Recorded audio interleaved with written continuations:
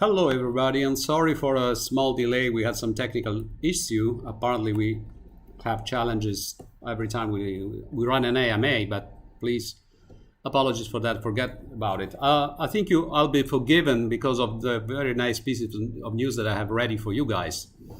So let's start straight away to give you news. Now, the first piece of news is about payments. So as you know, our token has been listed on Bitfinex now for a few weeks. There is a reference price for our token. There is a market price. So it's the right time to start introducing payments in planets on our websites. Now, as you know, we have two websites. One is PlanetWatch.io. The other one is PlanetWatch.us. The former caters for European users by and large. The latter is for worldwide users, excluding Europe, including the United States, for example. So what we're going to do tonight is on PlanetWatch.io, all payments will be settled in planets. Everything planets, 100% planets. On PlanetWatch.us, for the time being, you had the possibility to pay either in planets or in fiat. The reason for this different treatment is the fact that, as you know, Bitfinex is not available worldwide to Planet Watchers worldwide. In particular, it's not available to US-based Planet Watchers. So we thought we'd keep it open to fiat payments for the time being, unless we manage to get the token listed on an exchange catering for worldwide customers. But again, as of now, by and large, or a bit later today, we'll be able to pay in planets on our websites, and in fact, on PlanetWatch.io, you can only pay in planets. Now, is there anything interesting to pay for apart from licenses? Well, here comes the major piece of news for tonight, the sensor update. So I'm very glad to tell you that we have secured a large lot of Type 1 Equinos sensors for PlanetWatch. So 50 Type 1 Equinos will be available in July, and an additional 200 will be available in August 2021. The price of the sensor is the one that was announced earlier, so 1,647 euros including VAT. They will be sold starting from July 15 or earlier if we manage. And once again, this sensor will be payable in planets only. And the reason being that, unfortunately, as of now, these sensors are only approved for use in Europe. Since Europe-based customers will be able to access Bitfinex and get planets, it makes sense to sell them in planets. Once again, these sensors have been reserved for PlanetWatch, which means that only if you hold the Type 1 license, you'll be able to buy those sensors at that price. So what will happen in practice is that on the PlanetWatch.io website, on the Type 1 license purchase page, you will see a counter indicating the number of licenses which have been sold. So Equinos sensor will be made available to Type 1 license holders based in the European Union, and the number of licenses sold will give you an indication, since sensors will be made available on a first-come, first-served basis. So, for example, if you see that 25 licenses have been sold so far and you buy your own license, you are pretty sure that you will be able to buy your Equino in the first lot, in the July lot. If 200 licenses are sold and you want to buy a license, you will qualify most likely for the August batch. Because again, the order of purchase of licenses will be the order of availability for your sensor. But once again, unfortunately, this is restricted for the time being to people based in the European Union. Okay, and incidentally, once we open sales for the sensors, we will contact you, and the license holder will have 48 hours to complete the sensor purchase. Now, this thing about European Union is, of course, is not perfect. For the time being, we're only able to serve customers in the Union. It's a mix of challenges. There are technical compliance challenges because, as you know, sensor certifications are different for Europe and other regions of the world, as well as customs duties challenges for other regions. So we are trying to sort this out, but it's up to the producer to handle some of these challenges, especially on the certification side, and the work has not been completed yet. Okay, having said that, if you're based outside the European Union, if you want, you can still buy a Type 1 license But you just have to be aware that we don't know when a type 1 sensor will be available for your region. Again, we are putting pressure on the manufacturer to get the system certified as soon as possible for US and Asia. They're working on it. And since they know there is a big opportunity in working with PlanetWatch, they're trying to do it as soon as possible. So we'll update you as soon as possible in turn. Now, talking about type 1 Equino, some people asked about something about the technical specification of this sensor. So let me just mention quickly that the type 1 sensor, type 1 means premium outdoor sensor in our language. It monitors NO2, CO, O3, which is ozone, PM 2.5 and PM 10, as well as air temperature and humidity. Again, it's a system which has been developed by a research institute, so it's a very reliable scientific instrument. And the price we negotiated for PlanetWatch is exceptionally low for these specs. I mean, comparable systems are usually around the 5,000 euros mark. So we're very happy to have secured a significant lot of sensors at this price for PlanetWatchers. So much for type 1. News about type 2. Now, type 2, we are working with a manufacturer on the release of a new device for type 2.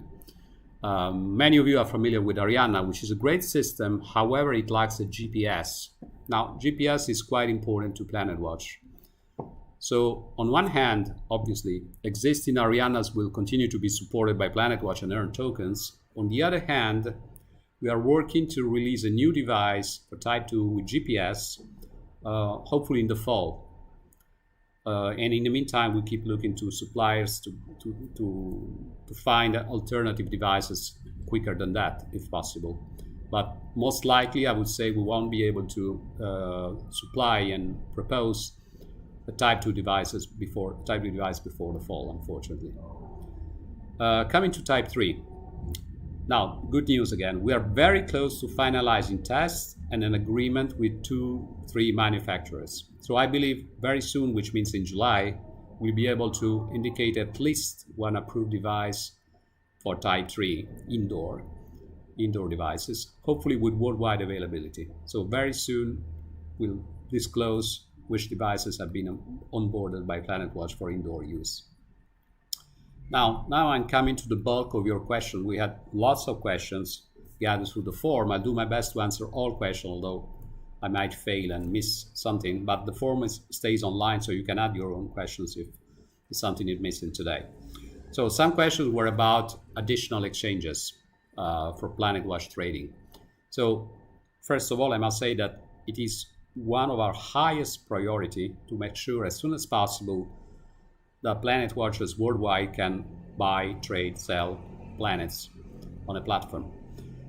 Unfortunately, this is a very difficult task because the market is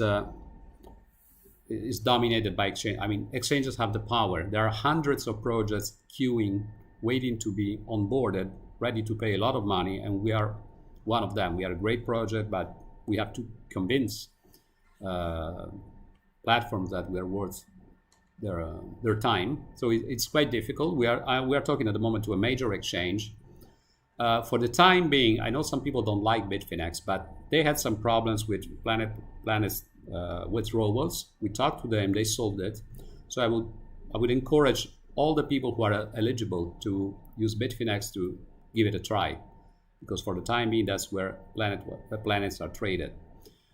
And as you heard a few minutes ago, I believe there are good reasons to get planets if you don't have them. So anyway, we are talking to centralized exchanges. We are also doing our best to look into opportunities coming from DeFi. As you might have heard, that there are a couple of projects looking to establish an algorithm-based decentralized exchange, a DEX. So it might well happen that DEXs come earlier than centralized exchanges. We are working in both directions, obviously. So again, updates as soon as possible. Now, there were quite a few questions around the PlanetWatch economics. So questions about the price of licenses versus our internal financials, the ROI based on token price, etc., etc. So this is a complex subject. I'm going to do my best to summarize the key points. I mean, when a subject is complex, I like to start from the very start. So let me put it this way.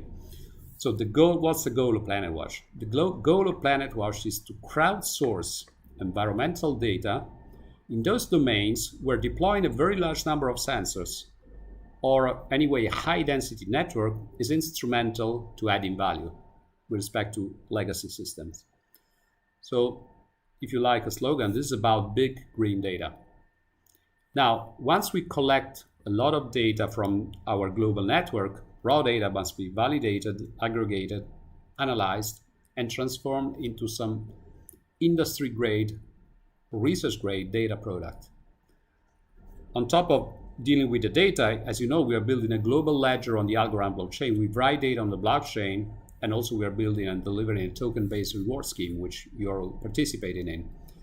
So in terms of financials, this is a very complex and costly project. For example, as you know, as most of you know, every time you write something on the blockchain, on the Algorand blockchain, every time you trigger a transaction, you pay a very small transaction cost, but it adds up to a lot of money. And somebody pointed out correctly that the current 1-year license price for a Type 4 device, for an Atmotube, is way less than the actual cost of all the transactions that we do with one Atmotube device over a year. It's a factor of 8 off. I mean, we spend 8 times more money than we get to write Atmotube transaction on the blockchain. So why do we do this? Well, obviously because we are investing our own money into the project. We are cash negative for the time being in the Atmotube on the Atmotube product, but we believe that our effort in building the network and covering all these costs will deliver products, will have significant market value. So this data, we believe the data that we are generating are valuable for the planet, not just for PlanetWatch, and for a number of stakeholders that will be monetized. And we're already working on it, and we get some preliminary feedback. But again, I don't want to disclose half-done deals. It's too early. But if you want to know where the economics of PlanetWatch rests, obviously the value of the whole project and of the token in particular is linked to the value of the data that we managed to build. I'll say a few words more about this later, but I want to go quickly through a number of questions. So let me go through the list of what I pinned down. There were questions asking for a Discord server. And yeah, we believe it does make sense to set up a server. We're working on it. It will be released soon, and soon means maybe a couple of weeks' time. Incidentally, we're also aware of the fact that the community is growing very fast, both on Twitter and on Telegram, which is great. It's great, but it's a further challenge in terms of correctly managing the channels and providing support. So we are looking to put additional resources in user support on Telegram. We should also at some point, and we'll do it soon, set up a Telegram official channel for announcements. And so we know we must improve our social media presence, and we're working on it, and Discord is coming. So what else? Well, many other things, in fact. There was a question about, well, many questions actually, about the collaboration with Emrit. Now, I want to be crystal clear on this because it has raised a lot of concerns. Now, Emrit is a company which has approached us. They were very interested to enter our network. And the worries were about, I would say, the word centralization or decentralization, or the lack of it. So the lack of it means worries were about any company, for example, Emrit, getting a dominant position in our project. Now, let's be honest about decentralization. PlanetWatch, this project, has been created and is currently run by a company which has the same name, so it's ourselves, it's PlanetWatch. So it's not fully decentralized in any way. Some decisions, like business partnerships, are corporate decisions. However, PlanetWatch is decentralized in the following sense. Anyone can join PlanetWatch, individuals and corporations, if they buy licenses, connect approved sensors, and then they are happy to earn rewards according to the white paper. On top of this, we are going to put in place a decentralized governance system based on sensor reputation, not just on money and token holdings. So everyone will have a say in game-changing decisions. Now, the fact PlanetWatch is run by the PlanetWatch company. So the good side of having some centralization on our side is that we, as a company, we can leverage the power that comes from yourself, from the PlanetWatcher community. And how do we leverage it in a useful way? When we negotiate, for example, with hardware suppliers, there's no way we could get the special Arquino price for PlanetWatch that you see, or the discount on Atmo 2 Pro, if we were going there as a single retail buyer. So this is a real benefit to the community coming from our company running the project, PlanetWatch. So centralization is not always bad. It depends on how you use the power of centralization. But, sorry, there's some traffic out there. The most important point with regard to the question about Emrit is that we are a company which has its own goals and policies, and is committed to protecting the interest of the PlanetWatchers community, which means we are open to collaborate with anybody from Google to a single guy, but we call the shots in terms of policy. It's our project. I am personally, let me disclose this, I, Claudio, am personally the largest shareholder in the company and the CEO. So, and the way I see this is we are not going to be pushed by anybody. As long as we continue to grow the community and the community supports us, we will not allow anybody to monopolize the project's resources.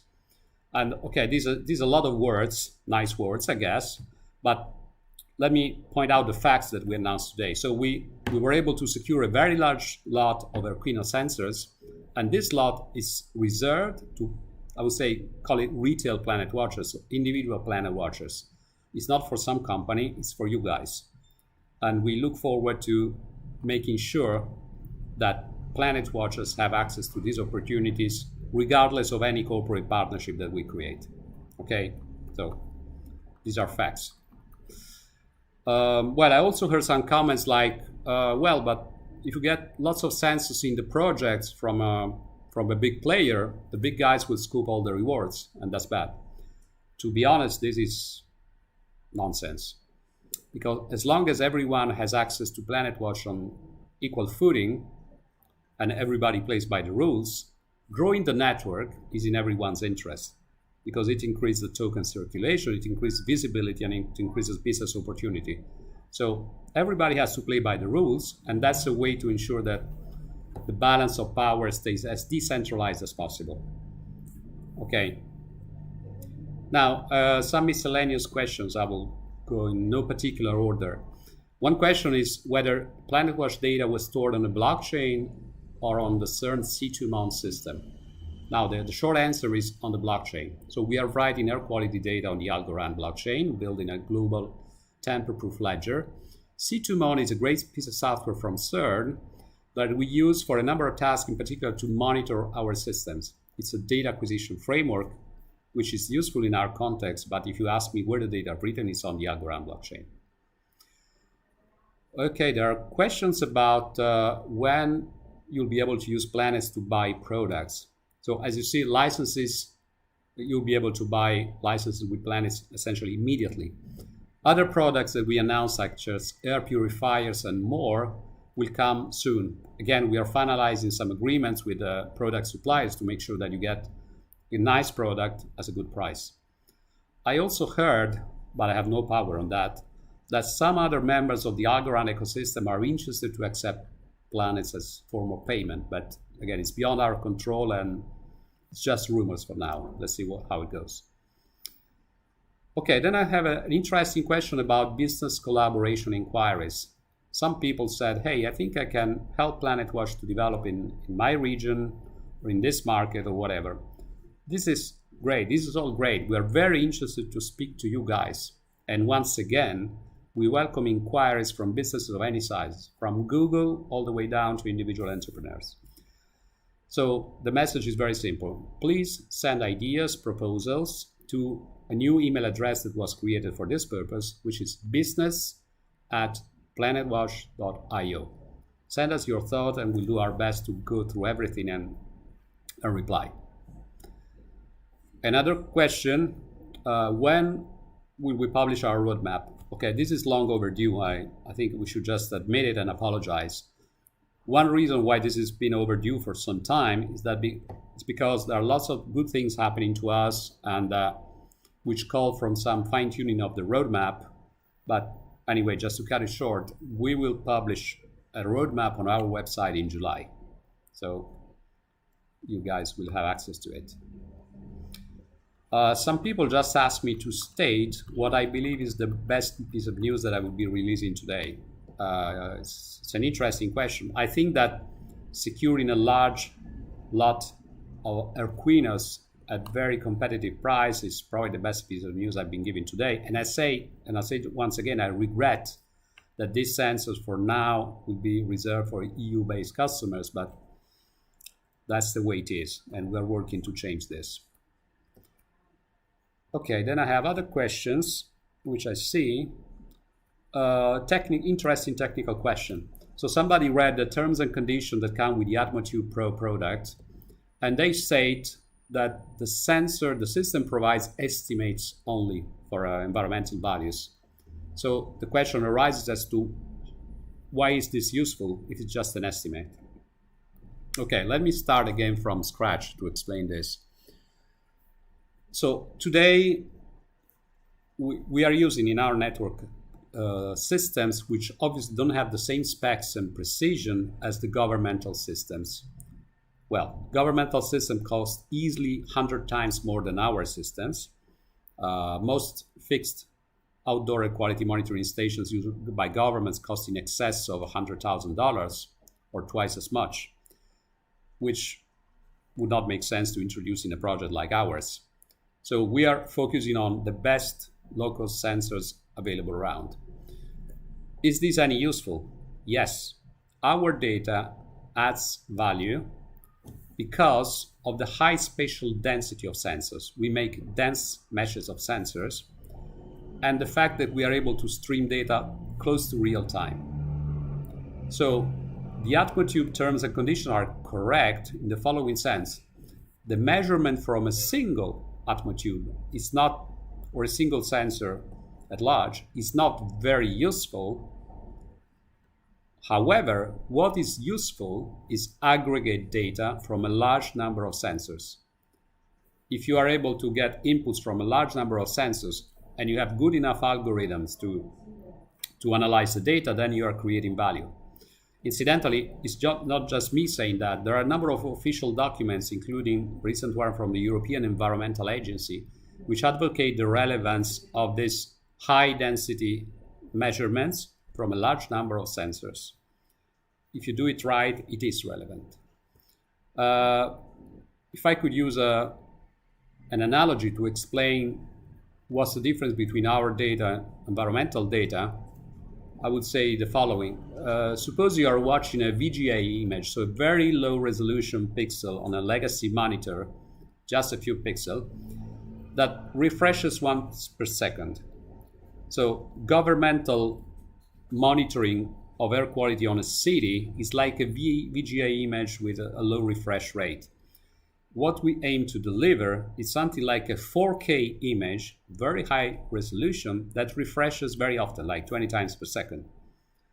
So, and the thing is, although the VGA image, each pixel has the right color spot on, our image, which is 4K, which contains a bit of noise, contains way more information than the VGA one.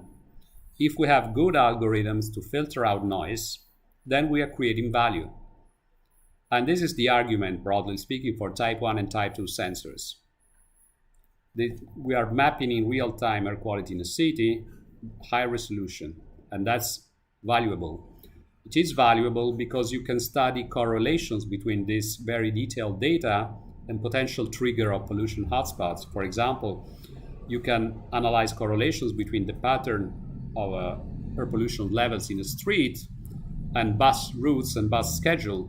And you might discover in some cases that in order to sort out the pollution hotspots, you just want to change the route of a bus, which is a low impact measure. It's an actionable recommendation from PlanetWatch, which can be very effective without disrupting the city. One word about wearables, AtmoTubes, because for the time being, we have lots of AtmoTubes. Their data can also be very useful.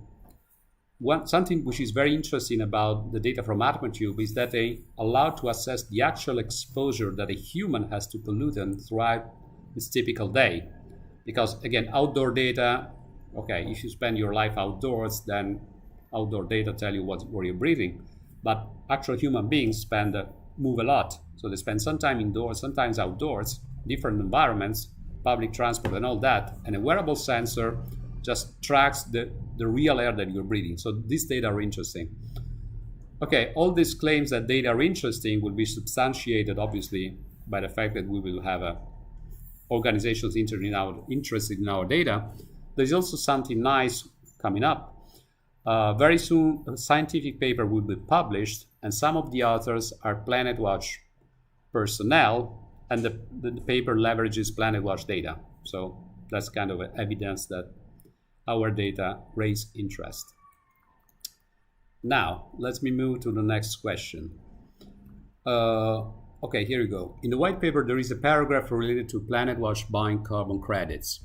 How will this help projects fighting climate change? Okay, so there is a mention indeed of carbon credits, and the situation is the following. We are discussing with a partner on how to implement this.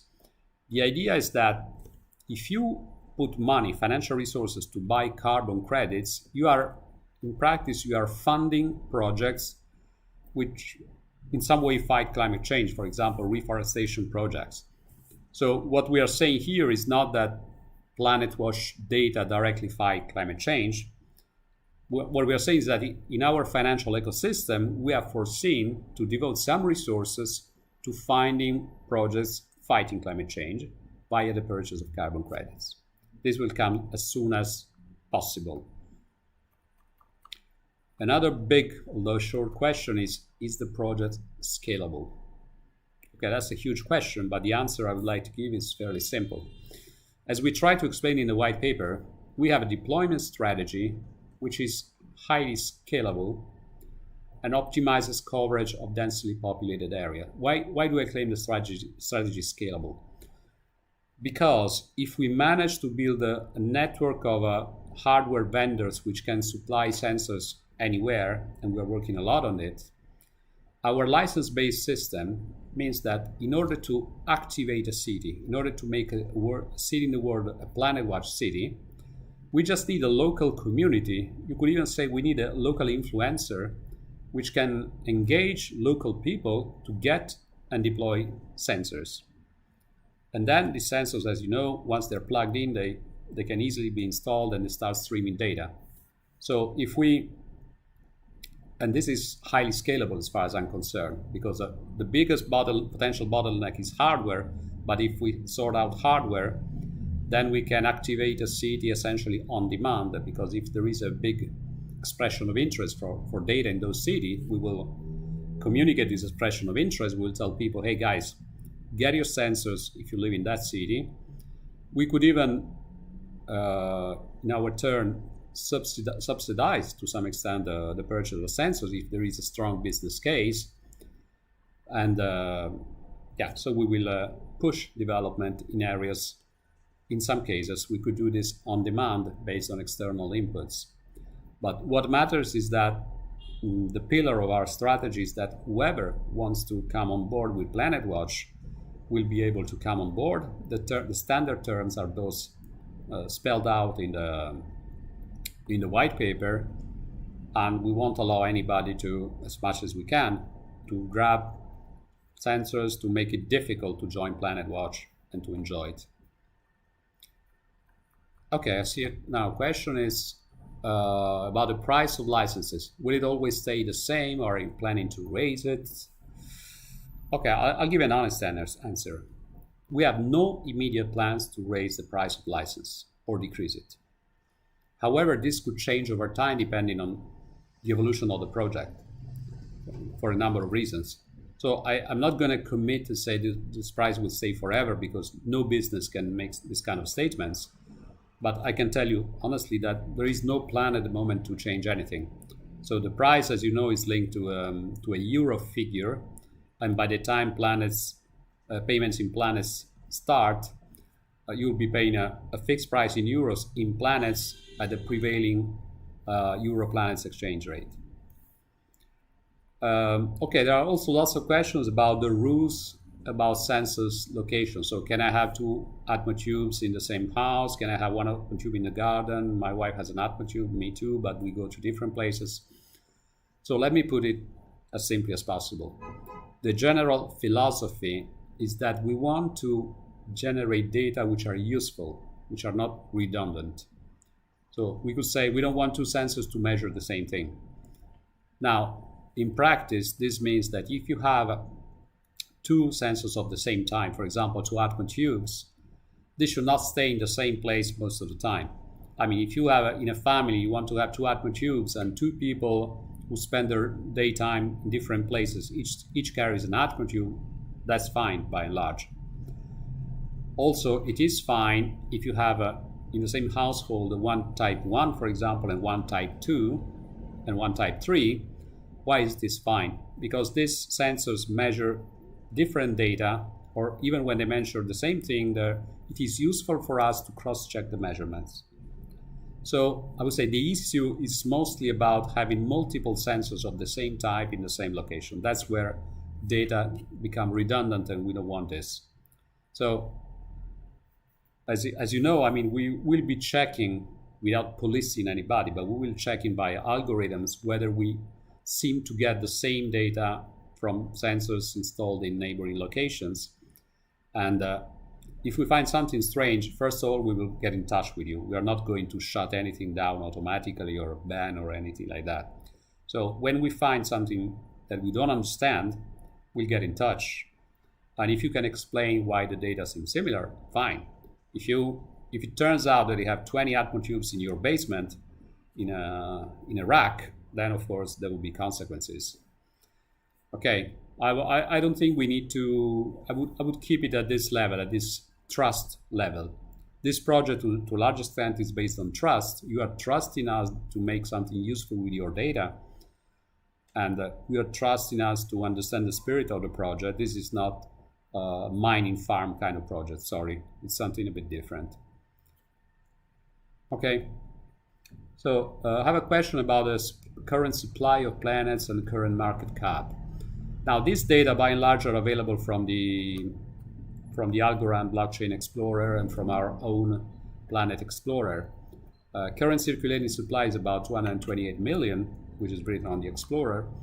Max supply is in the white paper, 4.5 billions. However, if you haven't read the white paper, you should know that this huge amount of tokens, 4.5 billions, are going to be released very, very gradually over time, because the bulk of it is released as rewards for data streams. So they are engineered in a way to be released for many years to come and follow the growth of the network. But anyway, this is all explained, I believe, in the white paper. Okay, the best question I got today, I would say, was something like, can you say more than what you plan to say? That's the toughest one, because I'm trying to be very professional, very serious, and only announce things that I'm sure I can deliver within a well-defined time frame. Now, this guy is asking me to spoiler something more. So if I do, the tech guys are going to kill me, because, as you might have guessed, our tech people are very, very full of work. They're doing incredible work, in particular on the new version of our mobile app, which will be released soon, and it's much, much better than the current one. So if I spoil stuff, that would say you're crazy, because we don't know when we can deliver. Since I am indeed crazy, I will do it anyway. So I'll tell you a few things we are working on, but where I'm unable to give a completion date now. So forgive me. We want to set up a kind of refer a friend scheme. So if you help us grow the network in a sensible way, we want to discourage any kind of spam and people who just download apps to get some tokens, people who join PlanetWatch but do nothing and do not stream data. So it will be a very tightly monitored refer a friend scheme. However, having said that, if you help us get other people on board, good people as good as yourself, that could be rewarded. Another thing that I'm very keen on, it's very daring in a way. As you know, this project returns to PlanetWatchers 80% of all the tokens get issued in return for data streams. 80%, I think it's a very, very good percentage if you compare to other projects, but never mind. 80% is a good figure. Still, we are looking for ways to make you earn even more than 80%. And let's say that we're thinking about some sort of loyalty scheme. And again, since we are PlanetWatch and we are a bit different, it's not just about money and staking and stuff like that. It's going to be a combination of elements where one important element would be loyalty in the sense of a sense of reputation. So being someone who really cares about supplying data, sensible data. So, but it's too early to give the details, but you can expect this to come as soon as possible.